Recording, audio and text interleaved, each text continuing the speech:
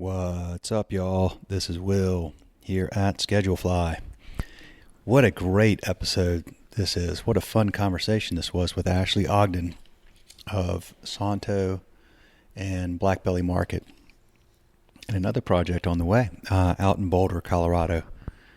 Ashley has been in the industry for 25 years, started as a 16-year-old and has just had a great experience in the industry in Chicago and San Francisco and now out in Boulder, and very wise, and it was a wide-ranging conversation. One of the things that stuck out and really just kind of hit home as a father of three is when she started talking about Sophie, who is Hosea, the owner of Santo, one of the owners of Santo's. He and his wife have a young daughter named Sophie. And a few years ago, actually, during COVID, she was diagnosed with a rare genetic disorder, and it's called MCTO, multicentric carpotarsal osteolysis. So this episode, we'll say, is sponsored by Sophie's Neighborhood. If you go to sophiesneighborhood.org, sophiesneighborhood.org, and that's Sophie, P-H-I-E, sophiesneighborhood.org, and check out the 501c3 that Sophie's parents set up to try to raise money for this rare, and I mean extremely rare, genetic disorder. And we're talking about 30 cases identified in the world. Not in Boulder, not in the state, not in the U.S., 30 cases in the world. So super rare. And what does it mean when it's super rare? Well, it means it's, hard to get research on it. It's hard to get pharmaceutical companies to pay attention to it. So if you go to sophiesneighborhood.org, you'll see how you can, you'll see a video, which will make you be very interested in how you can support this. You'll see a video of Sophie and her parents talking about, see her parents talking about this. You'll see Sophie being a sweet, cute, loving, fun bundle of life that any 3-year-old should be, as she was when this video was made. You can also follow them on Instagram, Facebook, Twitter. Just look up Sophie's Neighborhood. So instead of our normal sponsor announcements, we're going to focus on Sophie's Neighborhood for this episode. Thank you all for checking that out. Pause the podcast. Go check out Sophie's Neighborhood, bookmark it, save it for later, or whatever it is. Go spend some time on that site. See how you can get involved, and that may be through donating. They have fundraisers if you're out there in Boulder. There's even a cool edition of Wolf Cutlery, Sophie's edition Wolf Cutlery. You can buy some cutlery to support it. So do go check that out. Just if you have kids, you hear this story and, you realize that's all that matters. Is taking care of your kids and trying to help them be healthy and happy and thrive. And they're doing a wonderful, wonderful job of that with Sophie. But when she's down in bed at night, both her folks are there trying everything they can to figure out how can they help their daughter. So thank you all for checking out Sophie's Neighborhood, and thank you all for listening to this episode. Great episode with Ashley Ogden. I've been to Santo. I'm going back out to Boulder in a couple of weeks. I'm going to go to Blackbelly Market. Can't wait. Ashley's great. Great person, great leader in her company. This is a great group of people, and you'll enjoy this episode. Thanks for listening. See ya.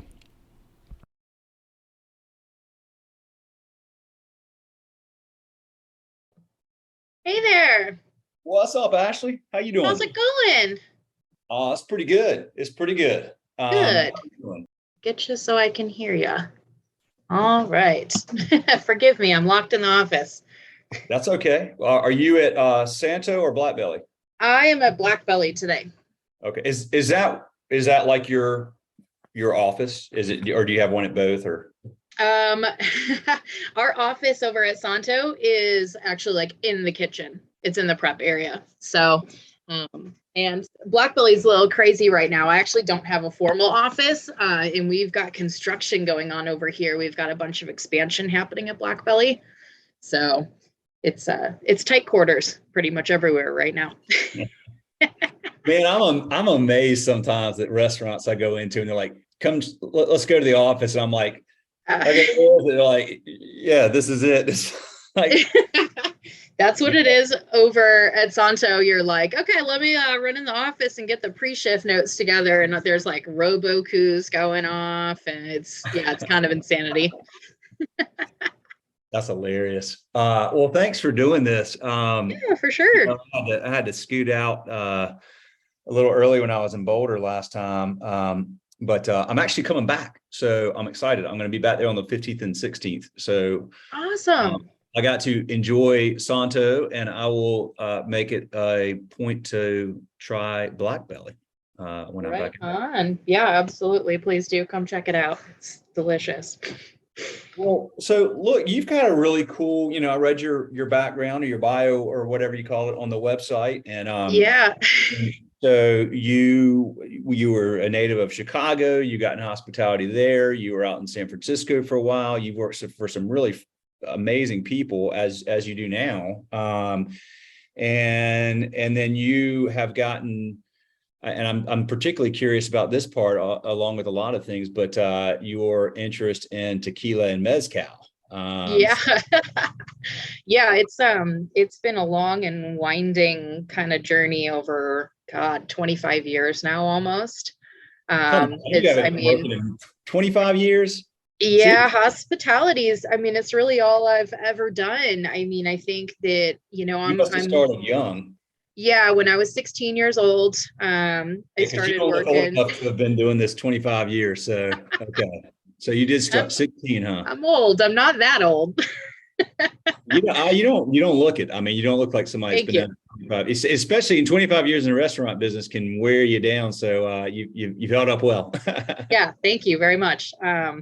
Yeah, it was kind of crazy how I kind of fell into restaurants. My best friend, her dad, who was really inspirational to me, he owned a bar and grill in our hometown, and actually just kind of came through a love of volleyball, of all things, is kind of how it started. The bar and grill that he had, they had an awesome sand volleyball court, and I played competitively all through my childhood. Did club teams year round and played in the Junior Olympics and stuff like that. So, Wow. Yeah, so I just wanted like a summer gig where I could kind of, hang out and do some cocktail waitressing and then play some sand volleyball when I wasn't working. And so I kind of fell into that and started waiting tables and doing a little bartending. And from there, kind of made my way downtown Chicago and worked at some really nice steak and seafood places downtown right on the Chicago River. And from there, my husband and I actually grew up together, and in the Chicago area, he had decided to move out to San Francisco and go to culinary school. So he was like, well, what are you doing? Where do you want to be? I was like, I don't know. I had gone to school for a little bit at Colorado State, actually. So I did move out to Colorado for a couple of years and, kind of did a little bit of business, a little bit of English, but was just really passionate about restaurants and making connections with people and having community. And that was what, where my heart was. So he was like, well, if you want to come check out the restaurant scene here in San Francisco. And I was like, absolutely. Like, that sounds amazing. So that's kind of how I ended up out there. He was kind of going through culinary school and cutting his teeth with really inspirational, fine dining chefs out there. So I just kind of jumped in and continued my journey with restaurants out there. What is he doing? I didn't realize that your husband was involved in the business. Yeah, he's been involved in the industry for about 20 years as well.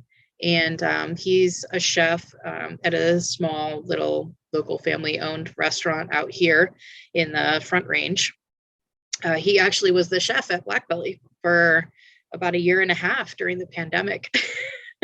Oh, really? Yeah, he was working at a little fine dining. It was like a 25-seat restaurant out here in Golden. They did only tasting menu. And so when COVID hit, they shut down completely. Mm. And it just so happened that our chef here at Blackbelly decided that he was going to take the opportunity to go learn and explore and work, at some Michelin places. So he actually left and went to San Francisco, and my husband stepped in and kind of help run things and navigate us through the pandemic. So we've worked together in a couple different restaurant projects now. And you have 2 kids, right? Yeah, that's correct. Yeah, we have a 10-year-old, our son Knox, and then we have an 8-year-old, our daughter Sadie. She's about to turn 9 in a couple of days. So we've got a 3rd and a 5th grader keeping us very busy. Well, I bet. So they've got some hospitality DNA, I guess. I mean, that's no small feat either, having both y'all in the industry and raising kids. So are they, I mean, I know they're young, but I mean, have they shown any early interest in, like, do y'all have them around the restaurants a lot, or do you? Oh yeah. I mean, we've got videos of my son taking his first steps at one of the restaurants that my husband and I worked at together in California. So it's definitely in their DNA. They're the reason that we're actually out here in Colorado now, because, I was the GM of a place in San Francisco.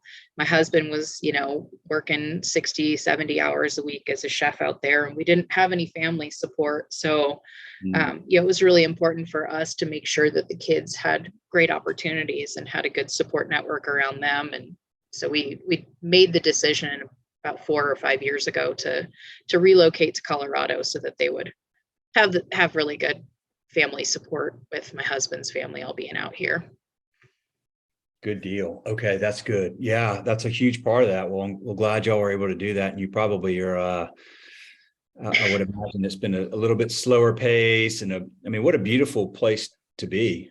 Yeah. Well, the really nice thing about Boulder is there are actually a lot of similarities. It's funny because I was like, well, I really wanted to get like out of an urban environment, and, living in Chicago for a couple of years and then being in San Francisco, you're in it. And so, the draw for Boulder was, just like a lot more open space and, just be as outdoorsy as California was, and still have a great, hospitality and restaurant community. So it actually is very, very similar between the two, just not the real urban feel.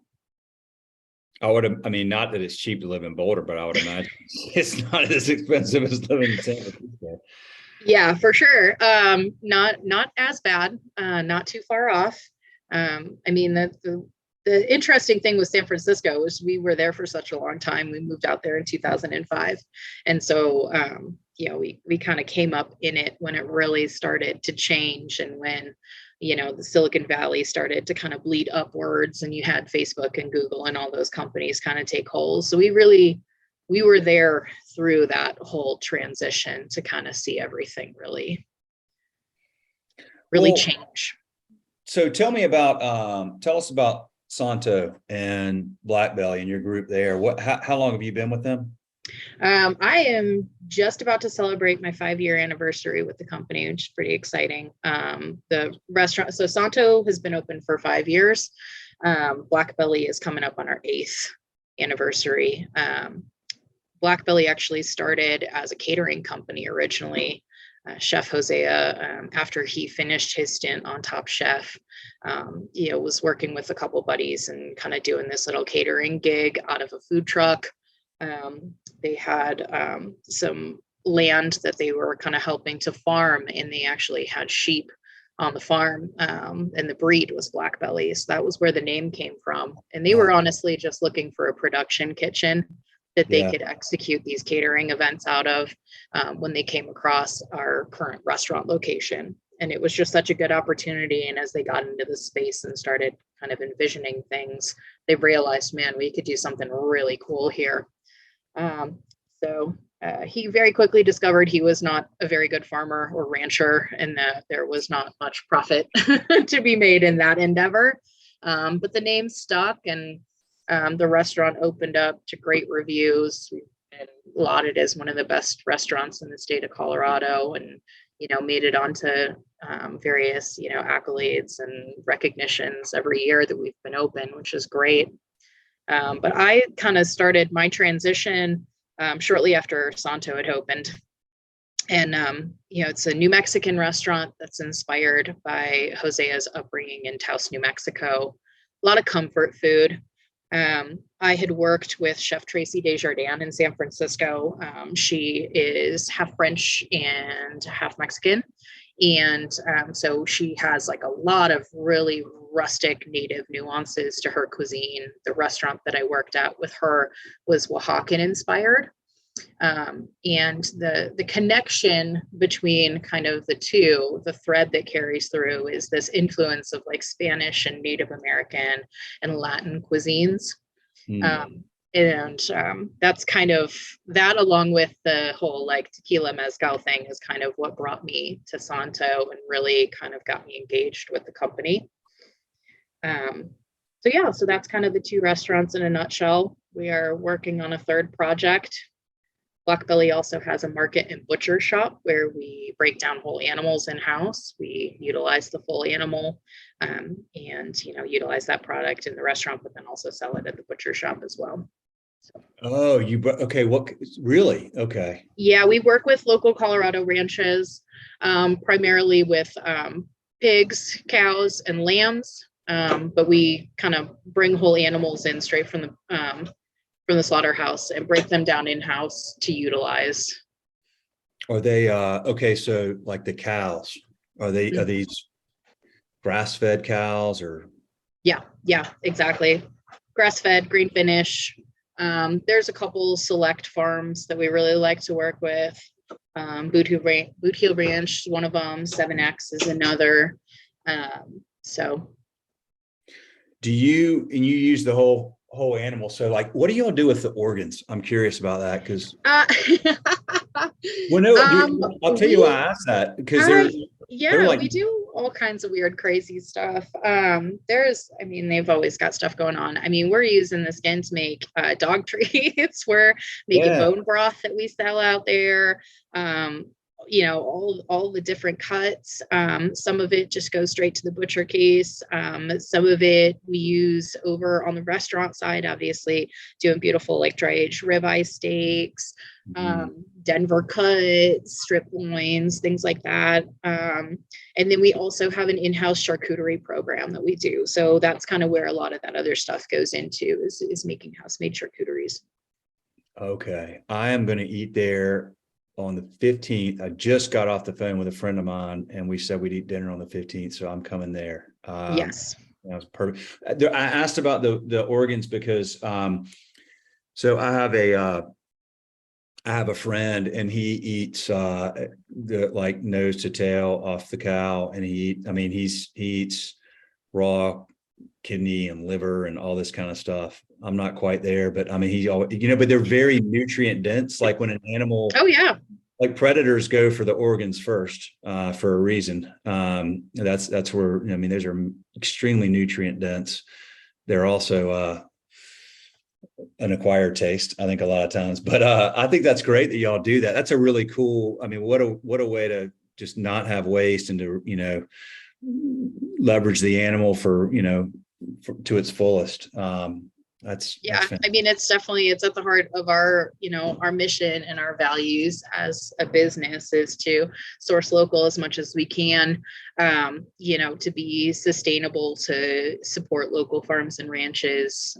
It's a huge part of it. And also just to give back to the community. Next week, the Colorado Restaurant Association has awards and our owners they're receiving an award for philanthropy. For some of the work that we did with the Marshall Fire victims. So I'm not sure if you're familiar with that, but the Marshall Fire happened, it was right after Christmas, right around New Year's last year. And it was a huge fire. We had really high winds, wind warnings happening, and this crazy fire broke out, went through all of the surrounding neighborhoods in Boulder County. Lafayette, Louisville, Erie were some of the big ones that were hit, but southern Boulder, and took out thousands of homes. So we had a couple of employees that lost their homes. everything kind of came to a standstill. And this was right at the height of the Omicron variant kind of coming through. So there was, I mean, it was just like really trauma on trauma. And it's interesting because, you know, with Hosea and his wife, Lauren, they have a daughter, Sophie, who's 5. And, you know, kind of crazy story with them is that the week that COVID hit in March of 2020 was the week they found out that she had a rare genetic disorder that affects probably about 30 people worldwide. And there's no cure for it. And so kind of this journey through COVID and, you know, Sophie's diagnosis led them to found a nonprofit called Sophie's Neighborhood in her name to kind of do some research and genetic testing on these rare disorders to hopefully slow down, you know, her disease. And so this kind of past 2 going on 3 years now, that's been a big focus, you know, just kind of with the whole restaurant group is supporting Hosea and Lauren, supporting the nonprofit. We just had a huge dinner for them 2 nights ago to honor all of the scientists that are, you know, working with Sophie to try and find a cure for her disease. So yeah, we got all kinds of crazy stuff going on here. Where do I find Sophie's Neighborhood? They have a yeah, they absolutely do. I'm drawing a blank off the top of my head, but I'm sure I can find that for you in just a moment. No, yeah, do it, because people listening to this can, you know, may want to go check it out and support it. That's fantastic. I certainly will. It's just sophiesneighborhood.org. Sophie's Neighborhood, SOPHIES, sophiesneighborhood.org. Exactly. Okay. Yep. Yeah, y'all check that out. So 30 people in the world. God, that's amazing. Yeah, she's a really incredible and inspiring young girl. So how old is she? You said she was 5 when it happened? She's 5. Mm-hmm. Yep. Okay. Got it. You said Hosea was on Top Chef. I did not know that. I've heard a lot of great things about him. Dave and Dana Query had a lot of nice things to say about him when I was staying with them a couple weeks ago. So I mean, clearly he's very good at what he does, and you know, already. And then now he's got this really deep, personal, extraordinarily personal connection to what restaurants can do, and what they do often is. This is why I love independent restaurants so much, because just the ability to do things that are very meaningful personally and professionally within the community. And I mean, what a great cause for your whole team to rally around. I'm sure that's been very inspiring for all of you. Absolutely. I mean, it just gives you that purpose. It gives you that vision, why we do what we do. You never know. You know, every guest that walks through the door and dines with us, we never know what their experience is or what they're going through. And I think that's why part of the reason why, you know, us doing the fundraising and everything we did with the Marshall Fire victims, you know, it's like these are people in our community who just lost everything, you know, in one afternoon.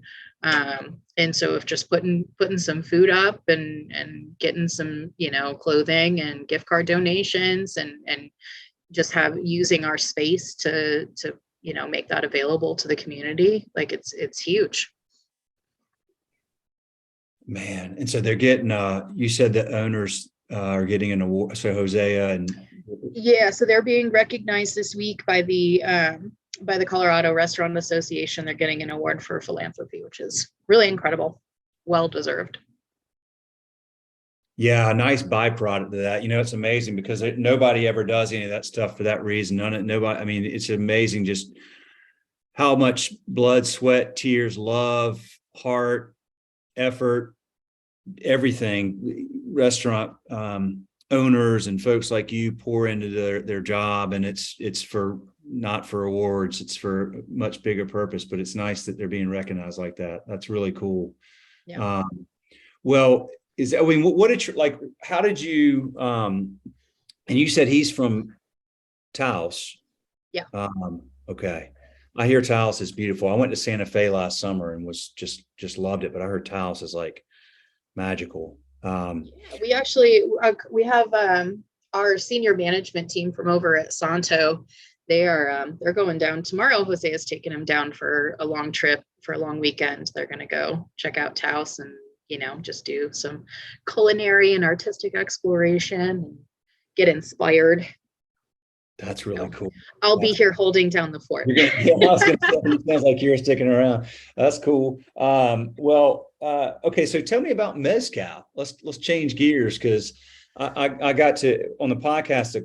It's been 3 or 4 years ago, but there's a mezcal bar in Raleigh, North Carolina, and they're a customer, and I got to go hang out and drink. I don't know, probably like it didn't take a lot for me, but I was really cool. It's a really amazing thing that I mean, most people don't know a whole lot about it, but just tell me how you got interested and what about it is, really kind of gets you excited. Yeah, for sure. So it kind of all started for me in San Francisco when I was working for Chef Tracy. One of the restaurants, again, like I said, it was Oaxacan. The name of the restaurant was called Arguello. And our bar director there, his name's Enrique Sanchez, he is a little bit of an agave expert. And he had a back bar there that had about 150 different agaves. And when I say agaves, I'm not just saying like tequila and mezcal, but also, your bacanoras and your raicillas and things like that too. There's several different regional kind of subgroups of mezcal specifically.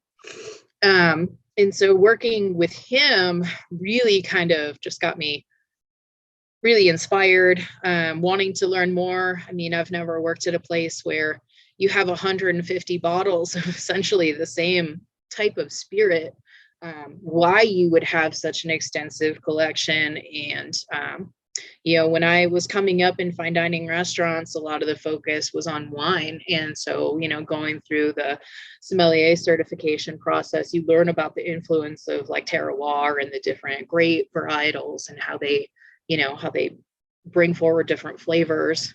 And I kind of started to notice this thread between the two that was really similar, that depending on where the plants were grown or what different type of agave plant it was, that it really changes and influences the flavor profile of the final spirit. So when I was working with him, I got introduced to a gentleman named Julio Bermejo, who owns a very famous restaurant in San Francisco called Tommy's. They're known for their Tommy's margarita. You can go anywhere in the world and ask for a Tommy's margarita, and the bartender should know what it is. Wow. But he was the one who originally, when margaritas were being made, they were made with tequila and lime, and then you would have simple syrup in there, not agave nectar. And he was the one that was like, well, if we take the agave nectar and use that as the sweetener, as the sugar component in the margarita, you're going to bring out more of those natural agave flavors. And so that's kind of what a Tommy's margarita is. But Julio is the tequila ambassador to the United States. He has his own line of tequilas and has close relationships with several of the master distillers down in Jalisco. And so through the two of them, I really kind of like got into, really what tequila and mezcal is all about. Have you ever been down there where they to any of the agave farms? No, I've actually never been down there. I've always wanted to go and not had the opportunity. So hopefully that'll change one of these days. Isn't it like a lot of small farmers and there's a lot of like a lot of them, right? Well, yeah, there's a lot of production. There's you have to be really careful about what products you're buying. I know that the like whole like celebrity tequila brand thing has been going on for a long time. So there definitely is a little bit of like insider knowledge and some research that you have to do to dig down and find out really what like the company's values are and what they stand for. And that's something that we do over at Santo, is really pay close attention. We're very selective with the products that we put on our shelves. I think that Del Maguey is kind of the, it's kind of the benchmark if you want to look at companies who are supporting small communities in Mexico, supporting the farmers, giving them a stake in the business, in allowing them to thrive. And that was, founded in 1995 by Ron Cooper. He was kind of like a bohemian artist in Southern California. He did a lot of pottery, went down to Oaxaca to do some artwork, and just fell in love with the local spirit there. And there's some really funny stories. He's got a great book that he put out about his adventures and trying to bring mezcal back to the United States, and getting stopped at the border and having to dump out all the stuff that he called liquid gold. Down in Mexico, they don't drink it all the time. It's used in celebration. So your funerals, your weddings, special milestones that the community comes together to celebrate. That's when they drink the product. What did you say the name of his company is? It's called Del Maguey. Can you spell that? It's DLMAGUEY. Okay. I want to check them out. So they're you said the sort of the benchmark, the way their trade practices and. Yeah. So he doesn't, the interesting thing with Ron is that he doesn't do anything to manipulate the products. He doesn't actually produce. It's purely from like a distribution standpoint. So kind of what he did was, in the late 80s and early 90s, he was going down to Mexico, primarily to Oaxaca, and just asking the people in the community, where is the best? Where do I find the best mezcal? Where do I find the best agave? And they would direct him to these small remote villages. And what he noticed was the plants that they were using, the native species from region to region, would be vastly different. The land and the flora and fauna and the natural water sources, the climate of all these different villages brought out vastly different flavor profiles. And so all he did was make agreements with these local mezcaleros to bottle their product as they've made it for centuries, and name it after either the plant that they were using or the village that it's coming from, and be that kind of connection to bring it to the masses, and distribute it now globally. At first, it was just in the United States. But the really interesting, unique thing about what he does is he doesn't decide what the production is going to be. He actually talks to the mezcaleros and says, based on your facilities, on what you're comfortable with, what can you produce? So some of the products are really highly coveted, and you can get very limited quantities. So it's pricey, but the money is going back to the mezcaleros, to their families, to the small villages. Oh, that's fantastic. Love that. Tell me about, I want to change gears a little bit, and I want to talk about staffing. And, we've had, at a point it was almost like impossible to find people to work. And now I understand it maybe is getting that softening a little bit, but what's been your experience with finding and keeping really good people, particularly managers? I know it's been, real challenging lately. So I'm curious how y'all approach that. Yeah, it's been challenging for sure. I know it's been that way for everybody. My current role, or my job title, as it were, is a director of operations and human resources. We did not have a human resources manager on our staff until about halfway through COVID, when Hosea and I kind of dreamed up this role for me. And it really was a response to, to losing our teams, and to, shutting down the restaurants and kind of trying to rebuild after COVID. And so a big focus of my job, about half of my time, is spent in team development, recruiting, all of that kind of stuff.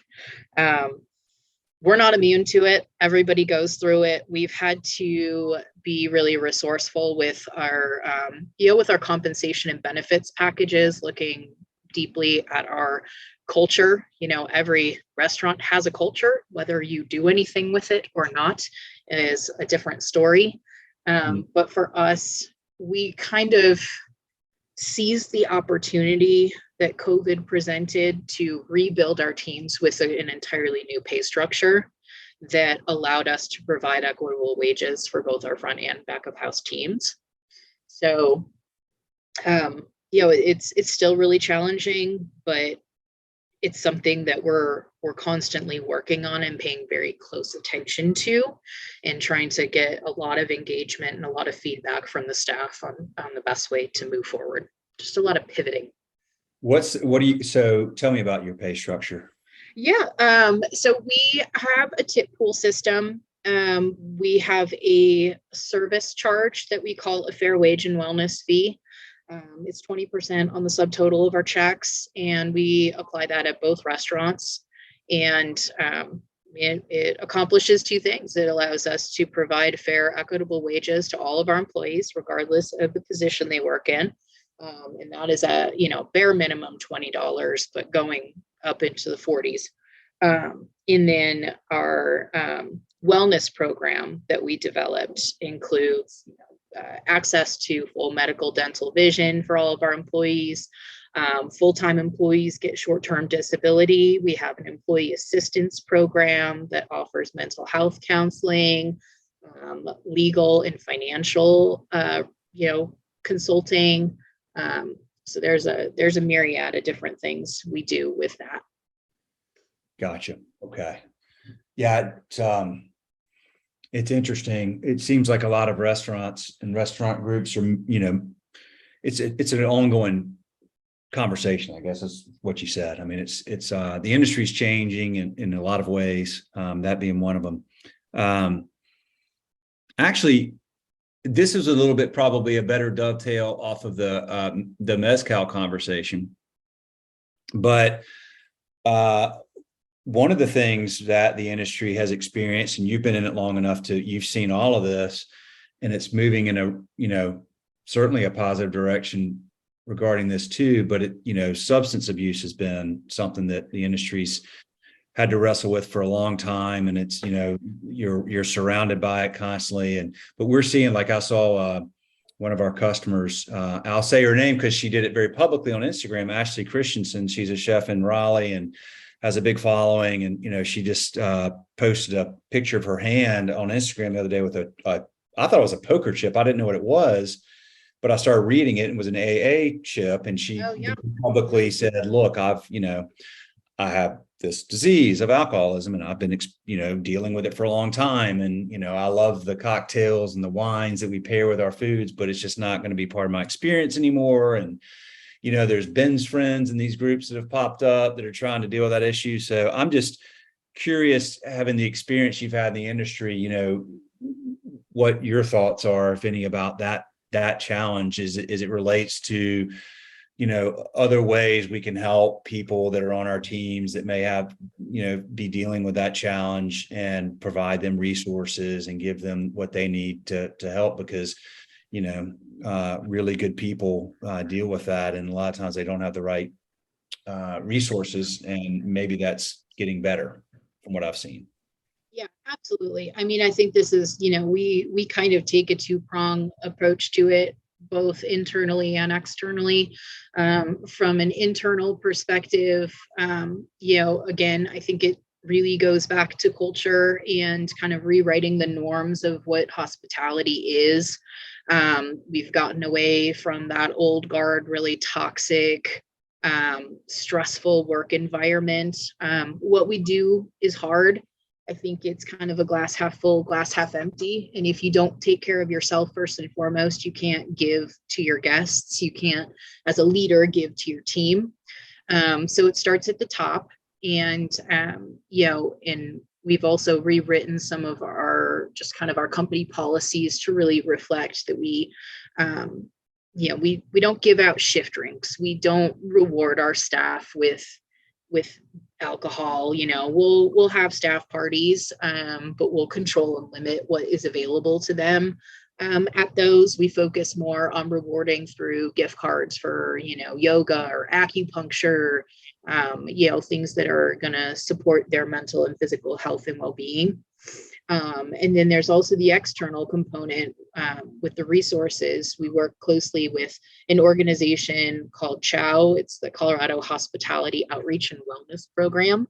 It's a nonprofit that operates through the state, but primarily out of Denver. And they provide mental health resources, counseling, emergency services, all kinds of stuff specifically for the hospitality industry. And that's something that we have one of their directors coming in 2 weeks' time to come to the restaurants and just spend a little bit of time at pre-shift ahead of the holiday season, just saying, hey guys, we're about to go into it. It's seasonal depression is a real thing. It affects your ability to show up and support your team members. So, let's just have an open conversation about it. And, if one of us is not okay, then none of us are okay. It's really about, that team mentality and supporting the individuals that make it up. That's awesome. Yeah, the seasonal thing's no joke. And you have to, it's so great to hear you talk about that and the balance and everything starting from the top, because it really is. It's the only sustainable way it's good for everybody. It's good for the business if, the people that run and work in the business are taking care of themselves, because then they're happier and they're healthier, and there's less, chaos or less missed shifts or less, all the things that can go into just, making it harder to run the business. And people want to be in an environment where they're supported to get balance in life and, not, just treated as a very replaceable part of a organization, but somebody that's an important part of an organization. Therefore, giving them support to take care of themselves physically, mentally, all those aspects. I love seeing the industry. This is what the, Great Resignation is all about. This is what we learned through COVID, right? People are not disposable. They have voices. They deserve to be valued, to be seen. They all bring something unique, a different skill set to our businesses. And the best thing that I can do is acknowledge that I can't do this myself. I can't wait on every table. I can't cook every plate of food. I can't stir every cocktail that's coming out of our bar. The best thing that I can do is get out of their way and allow them to shine and bring their personalities forward, to represent the business and the missions, that we have here. And if I just put the framework in place, then, it gives them a platform to shine on. So. Love it.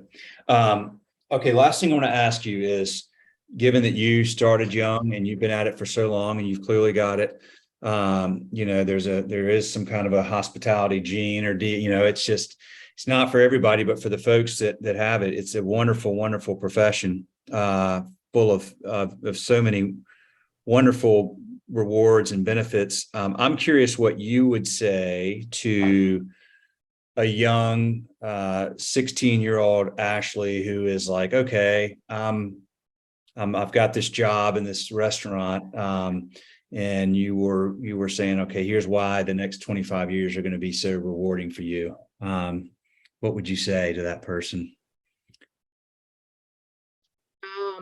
Man, I would say that, every action that you take in your day-to-day, in your profession, is a vote for yourself. It's a vote for who you want to be as a person. It's, standing up for your values. And, with hospitality, you very much get back what you put into it. And so taking care of yourself allows you the ability to take care of others. I think that as I've come along in this industry, my view has shifted as I've grown and as I've taken on new roles. It used to be really focused on the guest experience. it's transitioned now very much to focusing on the people around me. And I think that if we all can just show compassion and empathy for one another, it's gonna take us really far. Wow. Love that. Love that. The folks that you see and hear and take care of internally are going to do the same for your guests. They will. If you put it in for them, they'll give it back out. Amen. Wow. I've really enjoyed talking to you, Ashley. Thank you. Likewise. I think you have an extraordinarily, I really like your perspective on the business. You've clearly learned a lot in your years. You've got a lot of wisdom and a very healthy take on, a lot of different topics in the industry. So kudos and well done. And I will definitely be at Blackbelly on the night of Wednesday. I think it's the 15th or 16th, I guess, but I'm going to be there. Awesome. So well, I look forward to having you in. Yes. Yeah, I'd love to see you. But look, thank you so much for taking the time to do this. Yeah, for sure. Please tell everybody there hello from us, and thank you for the business. We appreciate you. We appreciate all the folks who get to serve like y'all. We're always inspired by. We're so grateful to serve independent hospitality people. It's the most inspiring industry that you can possibly serve. And so we feel super lucky about that. But really enjoyed getting to know you a little bit better and hearing your story. And if you need anything, you know where I'm at. Right on. Thank you so much. Really appreciate the time. Absolutely. All right. All Have a right. good one. See ya. Yeah, you too. I'll see you soon. Bye-bye. Bye.